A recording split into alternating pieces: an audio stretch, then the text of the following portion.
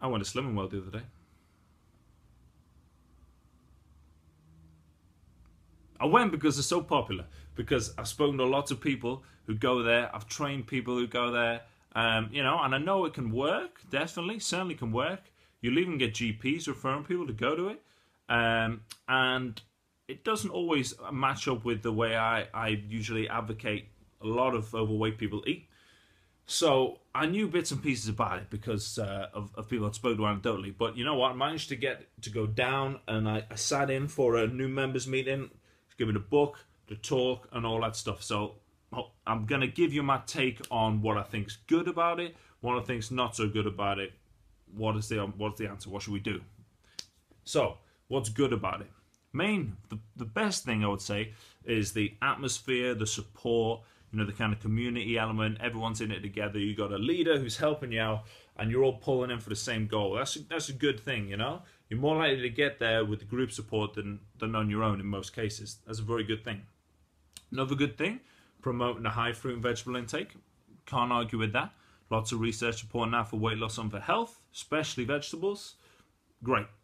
A lot of the foods that they do promote as well, you know, lean meats and fish. I'd say yes, great, very, very good.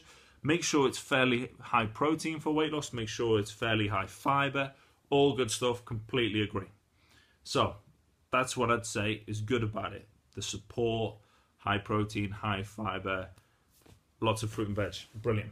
That's very good. So what do I think is not so good about it? I guess the system is a low-fat diet. So fat has more calories than carbohydrate or protein per gram. The easiest way to reduce the number of calories you eat is to drop the fat, okay? But from a health perspective and from a fullness perspective and lots of things, we don't need to go into that, it's not always the best way to go. I'm not saying you always have to go super low carb either, but it's not necessarily the best way to go. But I'm always a fan of you eating nutrient-dense food, things that got lots of vitamins and minerals and fiber and that kind of thing. And so this system is essentially promoting on their free food, so you can eat as much as you like. Some good foods, like I've spoken about, but others not so good. I mean, to eat lots and lots of pasta, not necessarily a good idea.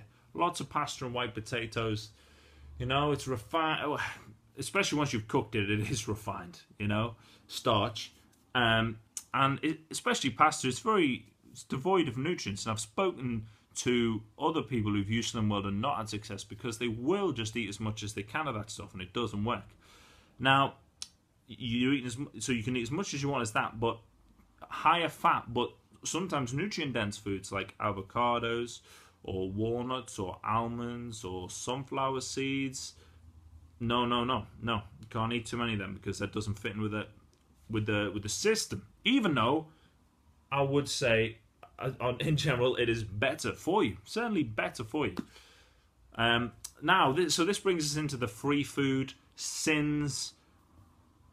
It's just a simple system so you follow it, but you could say that could lead you down a path of eating disorder behavior, associating certain foods with eat as much as you want, associating other foods with it's naughty. Even the word sin, you know, it's got some negative connotations, doesn't it?